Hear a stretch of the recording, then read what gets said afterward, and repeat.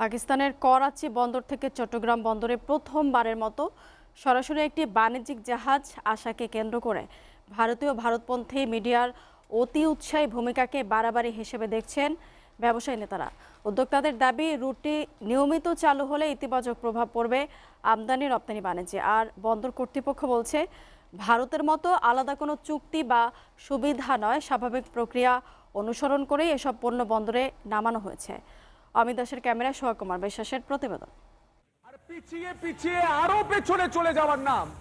সম্প্রতি করাচি থেকে চট্টগ্রাম বন্দরে নোঙর করা একটি বাণিজ্যিক জাহাজ নিয়ে এভাবেই অপপ্রচার চলছে ভারতীয় মিডিয়ায়। সহযোগিতায় মুক্তিযুদ্ধের ভারতীয় মিডিয়ায় সেখানে জাহাজটিতে অস্ত্রের চালান এসেছে বলে দাবি করা হলেও কাস্টমসের তথ্য বলছে কন্টেনারগুলোতে রয়েছে সোডিয়াম কার্বনেট, ডলোমাইট, চুনাপাথর, ম্যাগনেসিয়াম কার্বনেটের মতো বিভিন্ন শিল্পের কাঁচামাল। এর বাইরে আছে পেঁয়াজ, আলু ও শুকনো খেজুর। আমরা কোয়েশ্চেন করছি না যে চায়না থেকে ডিরেক্ট এরকম 11 দিনে এটা আসলো, আমি এটা 100% এক্সামিন করবো বা এরকম কোনো বিষয় নাই। তো পাকিস্তানের ক্ষেত্রে আমরা কেন এইভাবে এটা চিন্তা করব? এখন হয়তো রাজনৈতিক প্রেক্ষাপট বা আশেপাশের জিনিসগুলোর কারণে হয়তো এটাকে আমরা বেশি ফোকাস করছি, বাট কাস্টম এটা করতে পারে, তারা চাইলে 100% এক্সামিন করে জিনিসগুলো ডেলিভার করতে পারে। মূলত পানামা পতাকাবাহী MV ইউয়ান জিয়ান ফা ঝং নামের জাহাজটি দুবাই থেকে পাকিস্তান হয়ে বাংলাদেশে আসে গেল 11ই নভেম্বর। পরদিন 328টি কন্টেনার নামিয়ে রেখে স্বাভাবিক নিয়মে বাকি কন্টেনার নিয়ে ইন্দোনেশিয়ার উদ্দেশ্যে নোঙর তোলে জাহাজটি।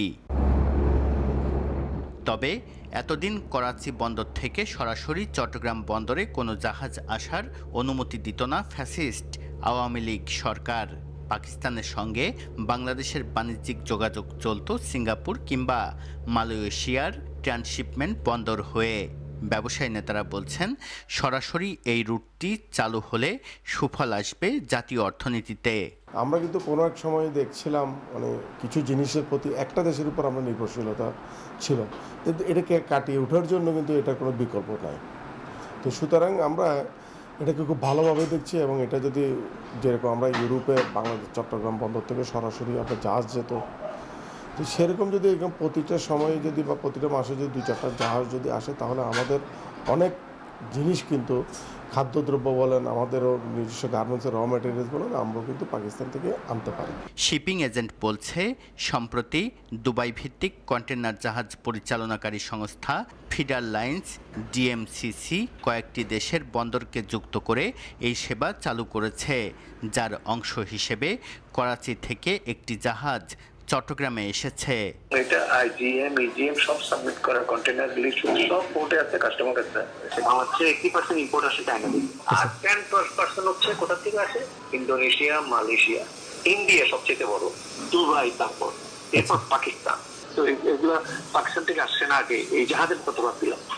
বন্দর কর্তৃপক্ষ বলছে, ভারতের মতো ট্রানজিট ও ট্রান্সশিপমেন্টের আলাদা কোনো চুক্তির আলোকে নয়, শিপিং লাইনের চাহিদা অনুযায়ী জাহাজটিকে ভিড়তে দেয়া হয়েছে বন্দরের জেটিতে।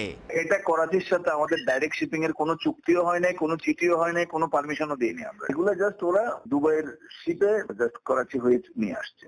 তো করাচির থেকে তো আগেও কন্টেনার আসতো, যেটা সিঙ্গাপুর, কলম্বো হয়ে। এবার ওই যে আমাদের RSL এর একটা জাহাজ জাস্ট দুবাই থেকে আসতেছে, ওটা করাচি টাচ করে আসছে।